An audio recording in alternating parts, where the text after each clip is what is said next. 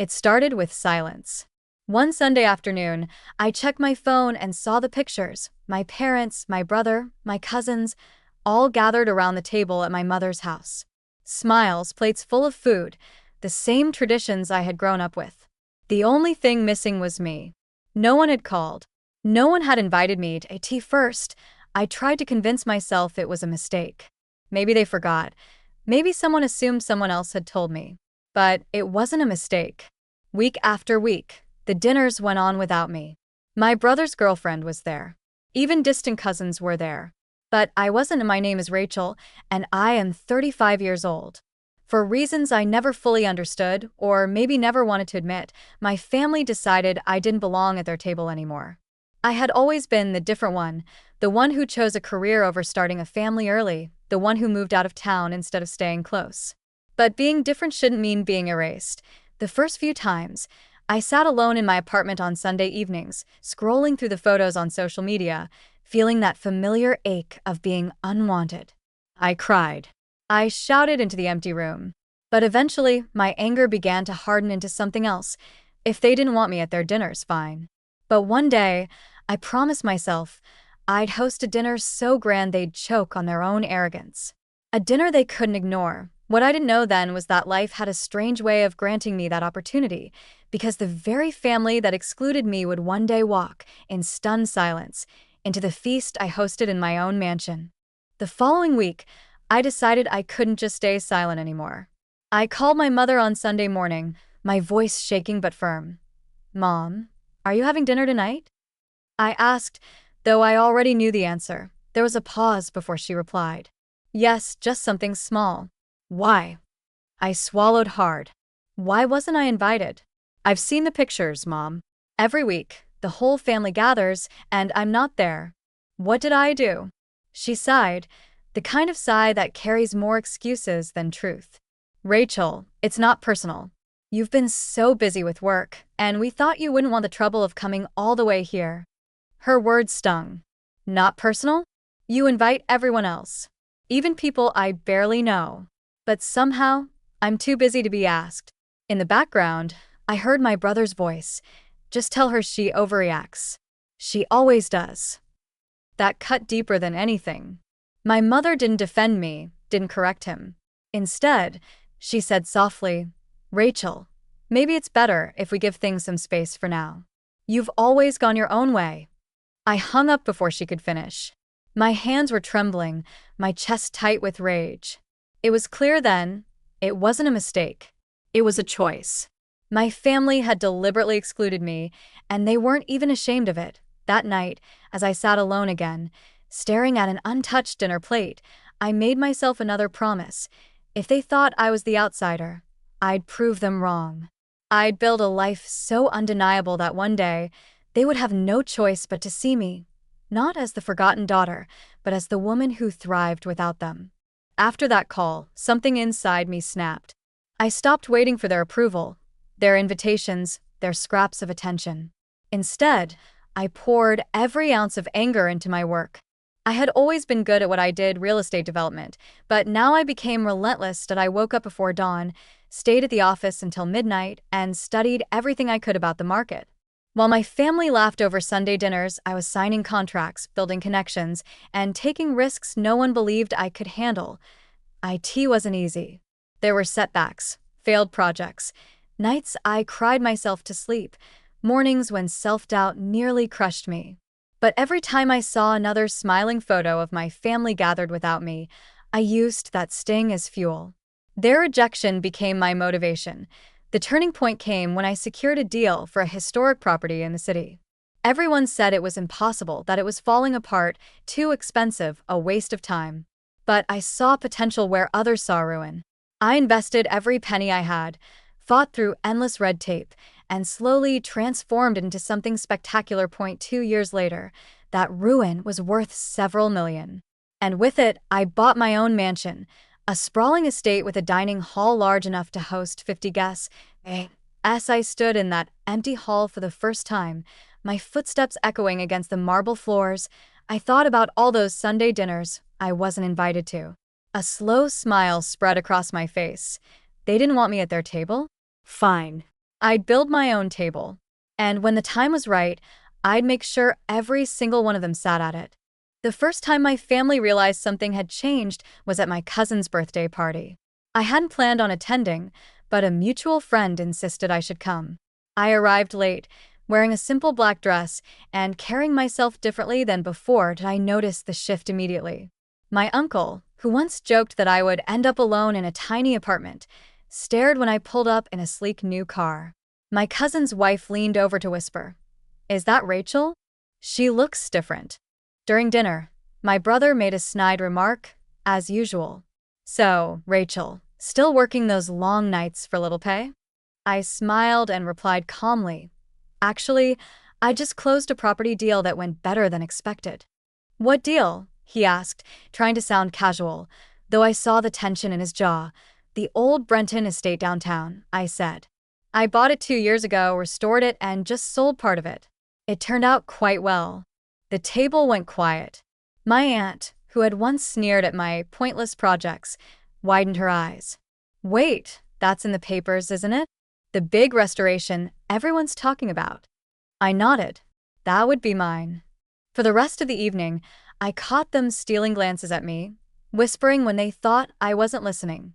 The same people who once mocked me for being too ambitious now struggled to process that I had built something bigger than any of them imagined, but I didn't reveal everything. I didn't tell them about the mansion, the dining hall, or the plans forming in my head. Not yet. That surprise would come later, at a feast of my own making. By the time the mansion was fully furnished, I knew the moment had come.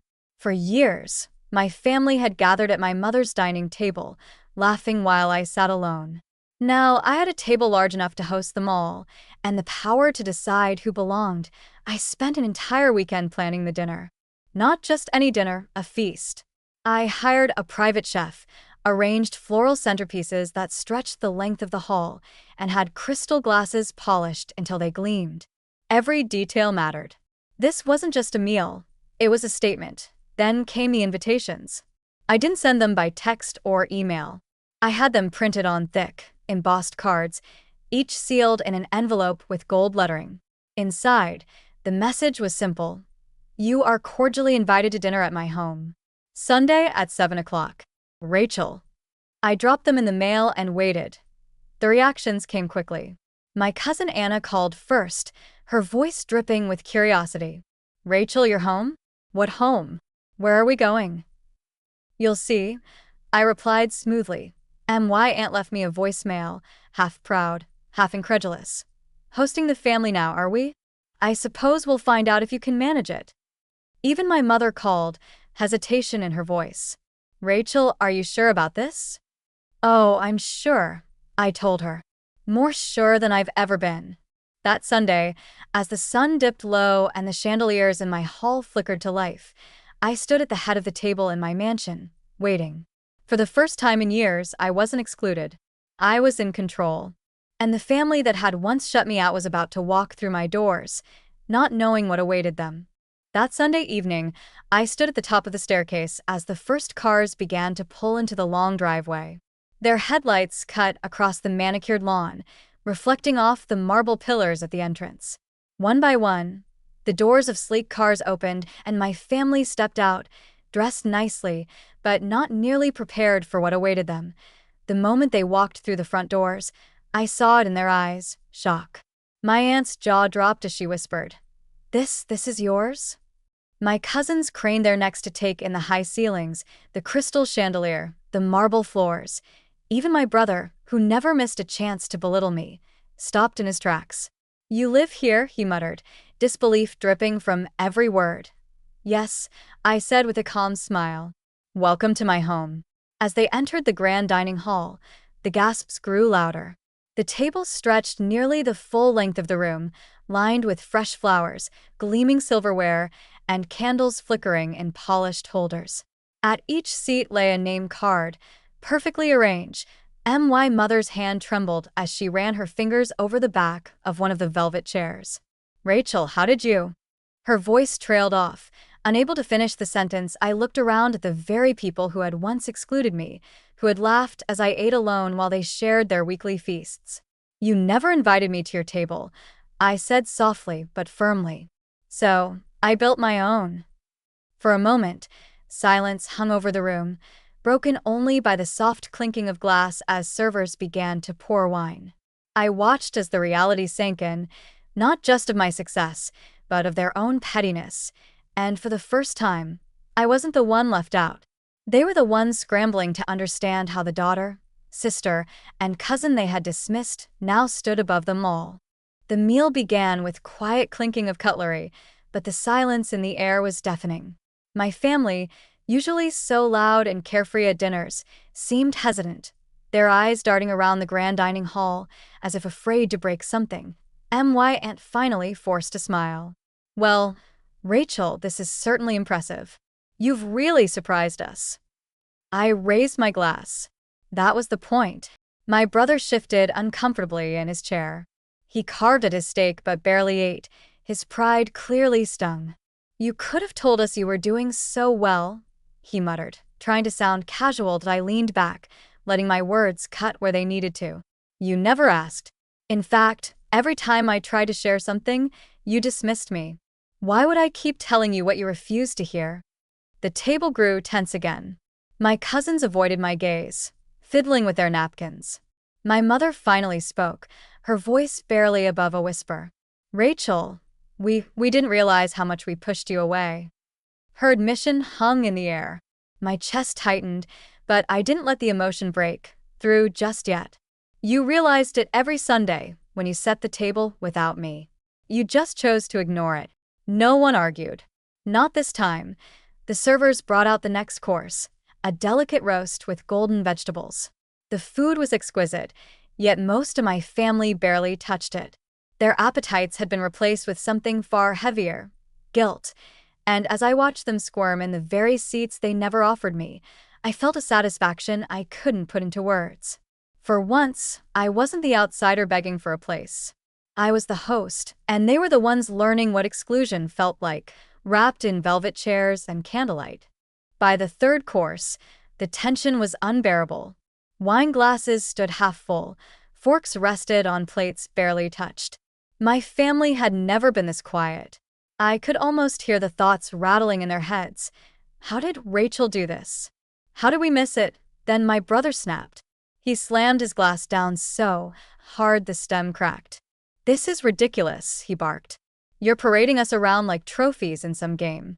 You think hosting one fancy dinner erases the fact that you've always been the black sheep?" The room froze. My aunt gasped, my cousins stared at their plates, and my mother whispered, "Michael, please," but he wasn't done. "You think you're better than us now because you have money? Because you bought this mansion?" His voice dripped with venom. "You'll always be the outsider, Rachel. No chandelier can change that." I rose slowly, steadying myself against the weight of years of his cruelty. Outsider? That's rich coming from the man who never once spoke up when I was excluded.